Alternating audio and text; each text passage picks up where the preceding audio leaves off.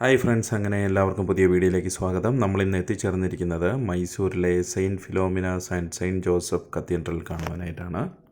ഒത്തിരിയേറെ സവിശേഷതകളും പ്രാധാന്യവുമുള്ള ഒരു ദേവാലയമാണിത്.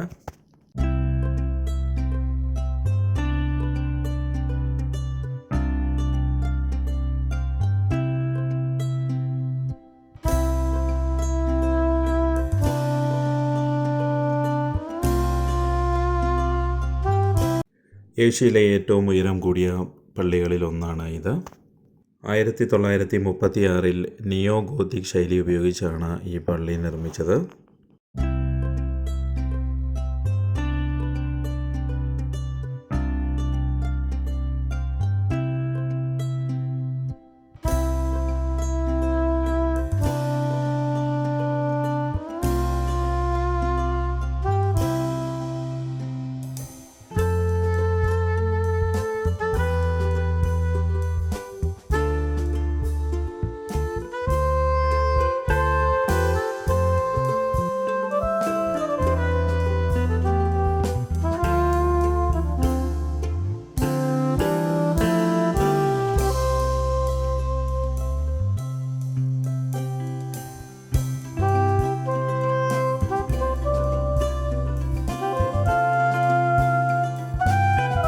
അതിമനോഹരവും ശാന്തസുന്ദരവുമായ ഒരു ഉൾവശമാണ് നമുക്കിതിൻ്റെ ഉള്ളിലെ കാണുവാനായിട്ട് സാധിക്കുന്നത്.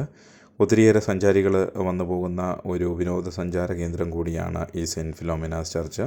മറ്റുള്ള പള്ളികളിലൊന്നും കാണാത്ത രീതിയിലുള്ള ഒരു പ്രത്യേകത നമുക്കിവിടെ കാണുവാനായിട്ടുണ്ട്. ഇവിടെ അൾത്താരയുടെ അടിവശത്തായിട്ട് നമുക്കിങ്ങനെ ഇറങ്ങിപ്പോകാനായിട്ടുള്ള ഒരു വഴി ക്രമീകരിച്ചിട്ടുണ്ട്. അത് നമ്മൾ ഇറങ്ങി ചെല്ലുന്നത് ഇവിടെ സെയിൻറ്റ് ഫിലോമിന ഇങ്ങനെ കിടക്കുന്നതായിട്ടുള്ള ഒരു ഭാഗത്തേക്കാണ് നമ്മൾ ചെല്ലുന്നത്. അപ്പോൾ ഈ ഭാഗത്ത് ഫുള്ള് കല്ലറകളാണ്, ശവസംസ്കാരത്തിന് ഉപയോഗിക്കുന്ന കല്ലറകളാണ് ഇതിൻ്റെ അടിയിൽ മുഴുവൻ.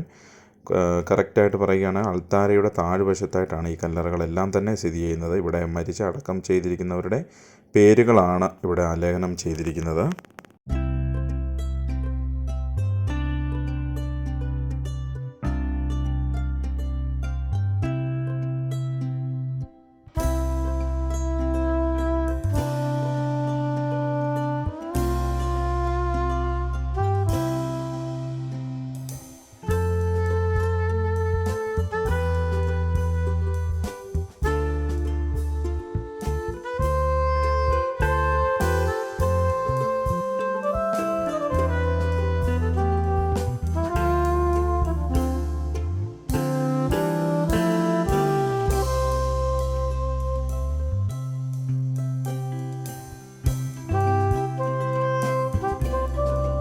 അതിവിശാലമായൊരു കാർ പാർക്കിംഗ് ഫെസിലിറ്റി നമുക്ക് ഇവിടെ അവൈലബിൾ ആണ്. കാർ പാർക്കിങ്ങും ടു വീലറും എല്ലാം പാർക്ക് ചെയ്യാവുന്നതാണ്, ഫ്രീ ഓഫ് കോസ്റ്റ് ആണ്.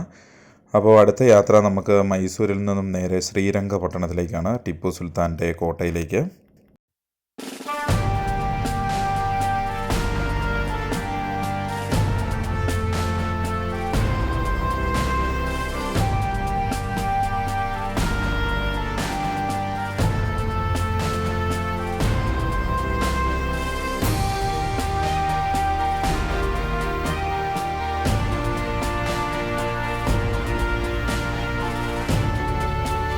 മൈസൂരിൽ നിന്നും ശ്രീരംഗപട്ടണത്തിലേക്ക് ഏകദേശം 18 കിലോമീറ്റർ ദൂരമാണുള്ളത്. അങ്ങനെ നമ്മുടെ യാത്ര ടിപ്പു സുൽത്താൻ്റെ ശ്രീരംഗപട്ടണത്തിലേക്ക് എത്തിച്ചേർന്നിരിക്കുകയാണ്. ഒരു കാലത്ത് പടയോട്ടങ്ങളും യുദ്ധങ്ങളും സന്ധികളും എല്ലാം നടന്ന ഒരു ദേശമാണ് ഈ കാണുന്നത്. അദ്ദേഹത്തിൻ്റെ കോട്ടയുടെ ഒരു ഭാഗത്തേക്ക് നമ്മളിപ്പോൾ പ്രവേശിക്കുകയാണ്. ഇവിടെ നമ്മളൊരു 25 റുപ്പീസ് ചാർജ് ഇവിടെ ഈടാക്കുന്നതാണ്. ഇവിടെ കാണുവാൻ സാധിക്കുന്ന ശ്രീരംഗപട്ടണത്തിൻ്റെ മൊത്തത്തിലൊരു ചിത്രമാണ് നമുക്കിവിടെ കാണുവാനായിട്ട് സാധിക്കുന്നത്. ഇവിടെ വൈകുന്നേരം 7 മണിക്ക് ലൈറ്റ് ഷോയൊക്കെ ഉണ്ടായിരിക്കുന്നതാണ്. അതിന് പ്രത്യേകം നമ്മൾ ചാർജ് കൊടുക്കേണ്ടതാണ്. 100 രൂപയാണ് പെർ ഹെഡ് ഇവിടെ വൈകുന്നേരത്തെ ലൈറ്റ് ഷോയ്ക്ക് മാത്രം ഈടാക്കുന്നത്. ഇതിപ്പോൾ നമ്മളിപ്പോൾ കണ്ടുകൊണ്ടിരിക്കുന്നത് ഈ ശ്രീരംഗപട്ടണത്ത് ടിപ്പു സുൽത്താനുമായിട്ട് ബന്ധപ്പെട്ടുള്ള കാര്യങ്ങളുടെ ഒരു ചെറിയ മാതൃകയാണ് നമുക്കിവിടെ കാണുവാനായിട്ട് സാധിക്കുന്നത്. ഇതും അദ്ദേഹത്തിൻ്റെ ഒരു കോട്ടയാണ്. ഇവിടെ ഇവരും പ്രധാനമായിട്ടും മെയിനായിട്ടൊരു ഗേറ്റും കാര്യങ്ങളും ഒക്കെ ഉണ്ട്. കോട്ടയും കോട്ടയുടെ കാവൽ ഗോപുരങ്ങളും അതിൻ്റെ സൈഡിലത്തെ ജയിലുകളെന്ന് തോന്നിക്കുന്ന രീതിയിലുള്ള അടികളുള്ള കുറച്ച് ഭാഗങ്ങൾ നമ്മൾക്കിവിടെ കാണുവാനായിട്ട് സാധിക്കും.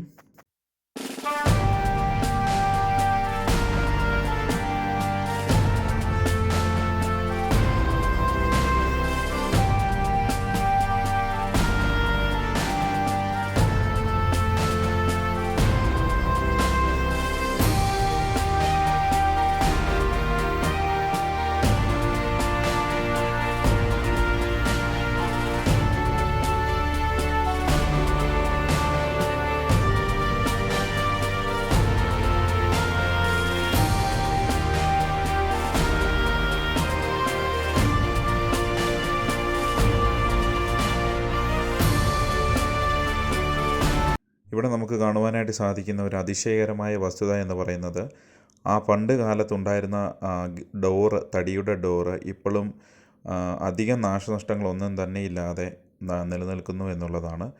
അതുപോലെ തന്നെ ഈ കവാടത്തിൻ്റെ മേൽക്കൂര ഭാഗങ്ങളെ താങ്ങി നിർത്തിയിരിക്കുന്നത് തടികളാണ്. ആ തടികൾക്ക് പോലും കാലപ്പഴക്കം മൂലമുണ്ടാകുന്ന ചെറിയ നാശനഷ്ടങ്ങളല്ലാതെ യാതൊരുവിധ വലിയ നാശനഷ്ടങ്ങളും ഇതുവരെ സംഭവിച്ചിട്ടില്ല.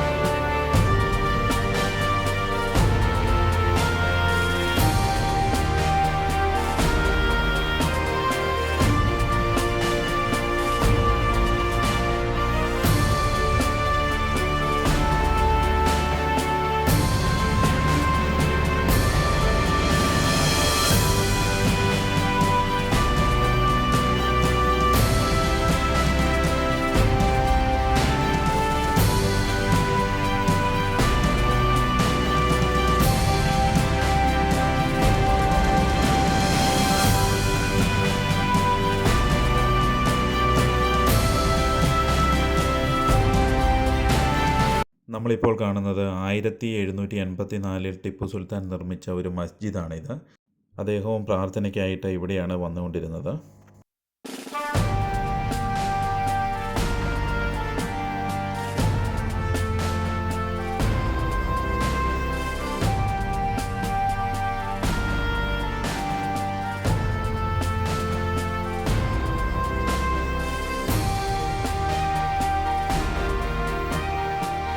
അങ്ങനെ നമ്മളിപ്പോൾ എത്തിച്ചേർന്നിരിക്കുന്നത് ഈ ശ്രീരംഗപട്ടണത്തിലെ തന്നെ ഒരു വളരെയധികം പ്രത്യേകതയുള്ള ഒരു ജയിൽ കാണുവാനായിട്ടാണ്.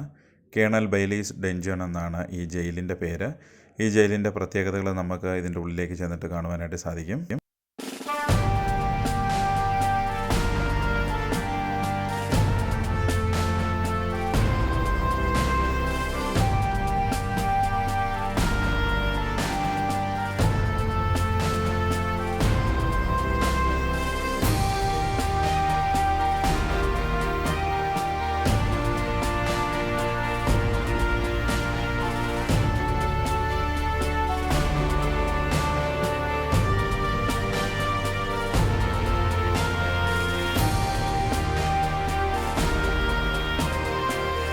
പതിനെട്ടാം നൂറ്റാണ്ടിൽ ടിപ്പു സുൽത്താൻ നിർമ്മിച്ച ഒരു അണ്ടർഗ്രൗണ്ട് ജയിലാണിത്. ആംഗ്ലോ മൈസൂർ യുദ്ധത്തിൽ പിടിക്കപ്പെട്ട ബ്രിട്ടീഷുകാരായ തടവുകാരെ അദ്ദേഹം ഇവിടെ കൊണ്ടുവന്നാണ് പാർപ്പിച്ചിരുന്നത്. വളരെ വിചിത്രമായ രീതിയിൽ ശിക്ഷ നടപ്പാക്കിക്കൊണ്ടിരുന്ന ഒരു ജയിലാണ് നമ്മളിപ്പോൾ കാണുന്നത്.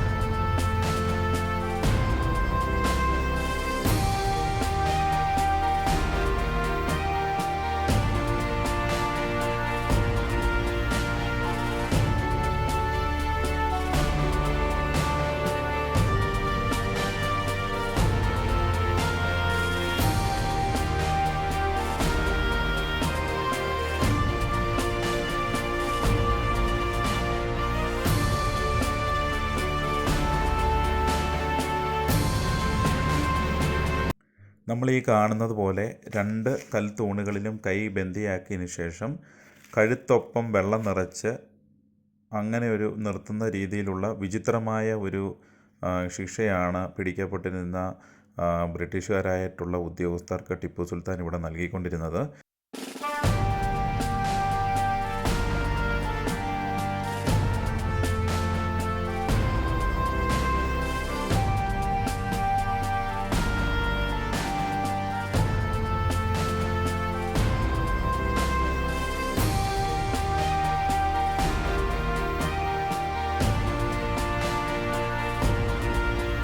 ഇതാണ് വളരെ പ്രശസ്തമായ വാട്ടർ ഗേറ്റ്.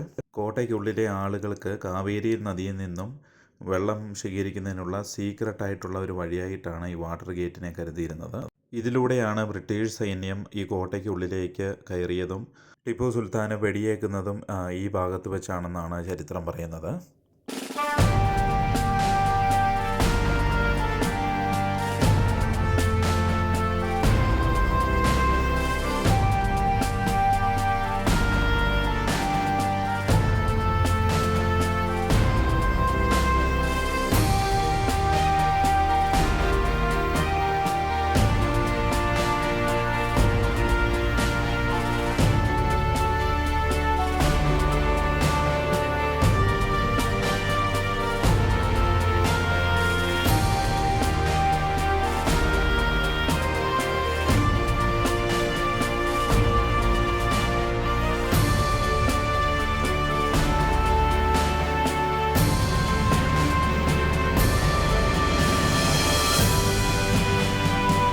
അന്ന് കാലത്ത് വാട്ടർ ഗേറ്റിലൂടെ കാവേരി നദിയിലേക്ക് വരുവാനായിട്ട് സാധിക്കുന്ന ഒരു വഴിയായിരുന്നു നമ്മളിപ്പോൾ വന്നുകൊണ്ടിരിക്കുന്നത്. ഇതാണ് കാവേരി നദിയുടെ ഒരു ഭാഗമാണ് നമ്മളിപ്പോൾ കാണുന്നത്. ഇതിലൂടെ നമുക്ക് മുന്നോട്ട് പോകുമ്പോൾ ഇവിടെ ബ്രിഡ്ജ് പോലെയുള്ള ഒരു ഭാഗം നമുക്ക് കാണുവാനായിട്ട് സാധിക്കും. കരിങ്കൽ പാളി കൊണ്ട് പാകിയ രീതിയിലുള്ള ഒരു പാലം പോലുള്ള ഒരു ഭാഗം നമുക്ക് ഇവിടെ കാണാനായിട്ട് സാധിക്കും.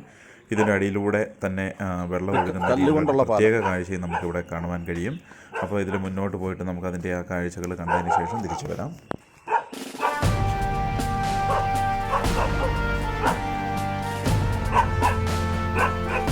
ഇവിടെ ഒരു വില്ലാളി വീരനായ ഒരു നായക്കുട്ടി നമ്മുടെ മുന്നോട്ടുള്ള യാത്ര തടസ്സപ്പെടുത്തിയിരിക്കുകയാണ്. ഇവർ മുന്നോട്ട് എന്ത് ചെയ്താലും നമ്മളെ കടത്തിവിടുന്നില്ല.